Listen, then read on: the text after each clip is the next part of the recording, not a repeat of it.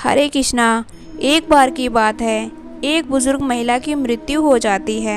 यमराज उसे लेने आते हैं। तब महिला यमराज से पूछती है, आप मुझे स्वर्ग ले जाएंगे या नरक? तब यमराज जी बोलते हैं, दोनों में से कहीं नहीं, क्योंकि तुमने इस जन्म में बहुत ही अच्छे कर्म किए हैं, इसलिए मैं तुम्हें सीधा प्रभु के धाम ले जाऊंगा। तब बुजुर्ग महिला खुश हो गई और बोली, धन्यवाद, पर मेरी आपसे एक विनती है।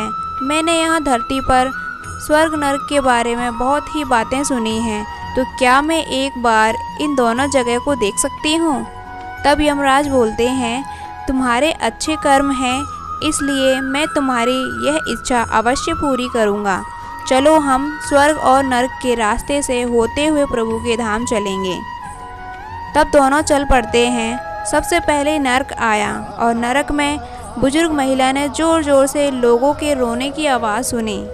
नरक में सभी लोग दुबले पतले और बीमार दिखाई दे रहे थे। तब महिला ने एक पुरुष से पूछा, यहाँ आप सब लोगों की ऐसी हालत क्यों है? तब आदमी बोला, तो और कैसी हालत होगी, मरने के बाद जब से यहाँ आए हैं हमने एक दिन भी खाना नहीं खाया, भूख से हमारी आत्माएं तड़प रही हैं। बुजुर्ग महिला की नज़र एक विशाल पतीले पर पड़ी, जो कि लोगों के कद से लगभग 300 फुट ऊंचा होगा।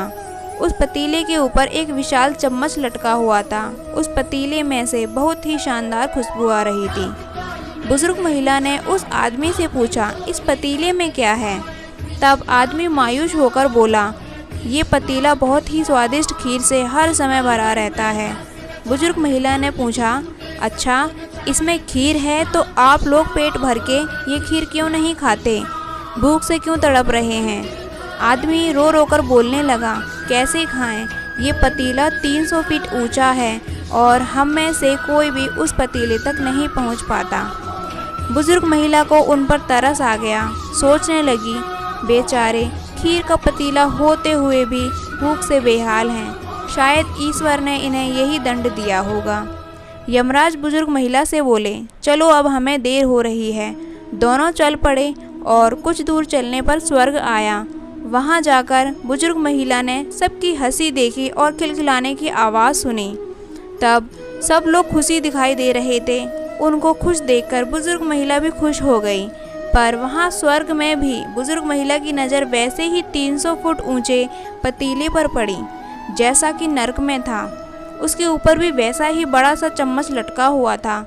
बुजुर्ग महिला ने वहाँ लोगों से पूछा, इस पतीले में क्या है? स्वर्ग के लोग बोले, इसमें बहुत ही स्वादिष्ट खीर है। बुजुर्ग महिला हैरान हो गई। उनसे बोली, पर यह पतीला तो 300 फीट ऊंचा है, आप लोग इस खीर तक पहुंच ही नहीं पाते होंगे। उस हिसाब से तो आप लोगों को खाना भी नहीं मिलता होगा, आप लोग भूख से बेहाल होंगे। पर मुझे तो आप सभी इतने खुश लग रहे हो, ऐसा कैसे? लोग बोले, हम तो सभी लोग इस पतीले में से भर भर के खीर खाते हैं। महिला बोली, पर कैसे? पतीला तो बहुत ऊंचा है। लोग बोले, तो क्या हुआ, पतीला ऊंचा ही तो है, यहाँ पर कितने सारे पेड़ हैं। ईश्वर ने ये पेड़ पौधे, नदी, झरने हम मनुष्य के लिए ही तो बनाए हैं। हमने इन पेड़ों की लकड़ी ली, उसको काटा, फिर लकड़ियों के टुकड़ों को जोड़कर एक विशाल सीढ़ी का निर्माण किया और उस लकड़ी की सीढ़ी के सहारे ही हम पतीले तक पहुंचते हैं और सब मिलकर खीर का आनंद लेते हुए खाते हैं। बुजुर्ग महिला यमराज की तरफ देखने लगी। अब यमराज मुस्कुराए और बोले, ईश्वर ने स्वर्ग और नरक मनुष्य के हाथों में ही सौंप रखा है। चाहे तो वे अपने लिए नरक बना लें, चाहे तो वे अपने लिए स्वर्ग। ईश्वर ने सभी के लिए एक समान स्थिति दी है। उसके लिए उसके सभी बच्चे एक समान हैं, वो किसी से भेदभाव नहीं करते। वहाँ नरक में भी पेड़ पौधे सब थे, पर वो लोग खुद ही इतने आलसी हैं कि उन्हें खीर हाथ में चाहिए। वो कोई काम कर्म नहीं करना चाहते, कोई मेहनत नहीं करना चाहते, इसलिए सब भूख से बेहाल हैं। यही तो ईश्वर की बनाई इस दुनिया का नियम है। जो कर्म करेगा, मेहनत करेगा, उसी को मीठा फल खाने को मिलेगा। अर्थात स्वर्ग एवं नरक अपने हाथ में ही होता है। मेहनत करें, अच्छे कर्म करें और अपने जीवन को स्वर्ग बनाएं। तो ये थी हमारी आज की कहानी। आशा करती हूँ आपको ये कहानी बेहद पसंद आई होगी।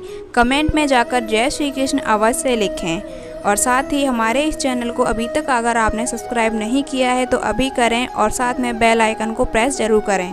धन्यवाद।